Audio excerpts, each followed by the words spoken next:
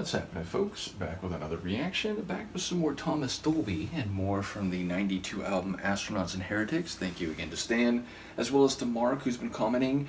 And I'm not sure if I mentioned, but ultimately the CD that Stan sent me has a couple bonus tunes on here. One is with George Clinton, so we'll be curious to hear that after we get through the main album. But the next track on the proper record is Close But No Cigar. So this is a phrase which is used idiomatically. I believe it goes back to maybe even 19th century, but certainly 20th century American carnivals and fairs where a lot of the games that you could play, which were often, sort of silly physical challenges and things like that, would reward a winning maneuver with a cigar, which is funny and telling of the times in itself. But the idea is, whether it's, what's it when you hit a sledgehammer down to a platform and it makes the piece of metal fly up, even if you got right near the top, or even if you were trying to throw a dart, through a ring or something like that, even if it was very, very close, if you didn't actually fully complete the task, you wouldn't get a cigar. And so the expression became close but no cigar. So in modern times, again, I think it's used almost exclusively in a figurative or metaphorical sense, and in that regard, it speaks to an attempt, a try, which is very close to being successful and is in many ways accurate or up to the level that is required, but didn't actually get over the line, didn't actually do it perfectly enough to warrant the successful completion of the task. So in that regard, I would expect it to maybe relate to something in a person's individual life, maybe a relationship, the idea that two people almost made it work, but in the end it fell apart and it didn't work, so it was close but no cigar. It could be more about a personal goal. They meant to achieve some recognition or complete some type of creative endeavor, but in the end it fell short of being what they wanted, even if many aspects of it were close to what they were envisioning. So either way, let's give it a listen and I'll see what I can catch. This is Thomas Dolby. The track is Close But No Cigar, and it's from his 1992 album Astronauts and Heretics.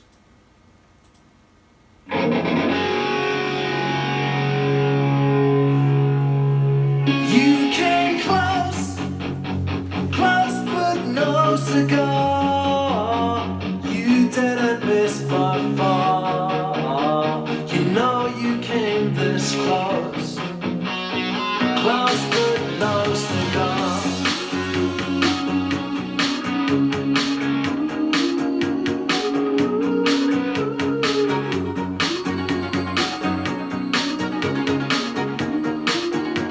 Rattly keyboard line.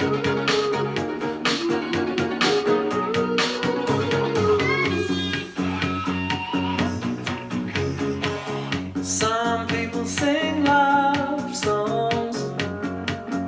Everybody's got one. This isn't my love song. It's more like my love gone wrong song. She came to breakfast and stayed a week, but the lie detectors broke down each time she tried to speak. Broke down when she said, you came close, close but no cigar.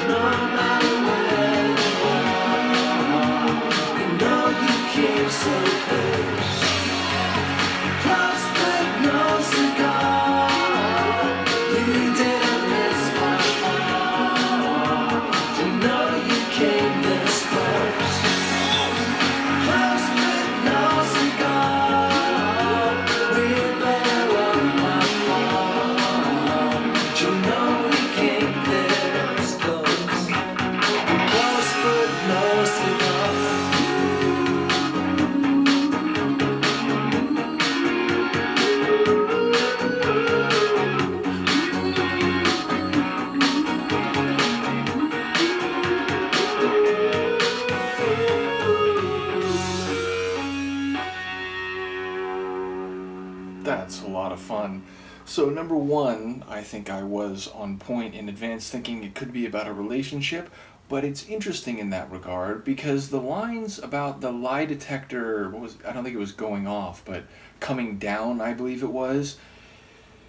Number one, saying that the lie detectors were going off with different things she was saying, okay, so, maybe she made promises that didn't turn out to be true, or maybe she was putting the best spin on her personality, and he felt like in the end, or over the course of a week, I think it is, he came to realize that she's maybe not the way she was representing herself. But then also, the lie detector was coming down when he was smiling, which is maybe like he wasn't quite feeling the way he was projecting.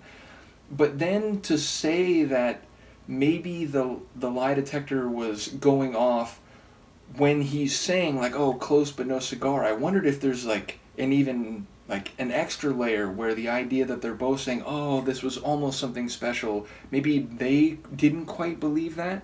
But assuming that that's not the case, that it really was close but no cigar, maybe on both sides, certainly for the narrator, it's interesting because he's talking about, the color of her eyes, and it was black like the sky the night he drove her to the airport, which sounds like it's the end of this experience, but apparently it started over coffee, and she stayed the night, and presumably they had a physical connection, and so it all seemed to be going well, but then over the course of the next few days it unraveled, or the more facets of the other person came to light, and in the end it was close but no cigar, which is indicative of the luck of the narrator's life, saying like, this is pretty typical for me, things look like they're going to maybe fall into place, but nope, I didn't win the prize, I didn't get the cigar, I didn't complete this thing, which almost seemed to be transpiring.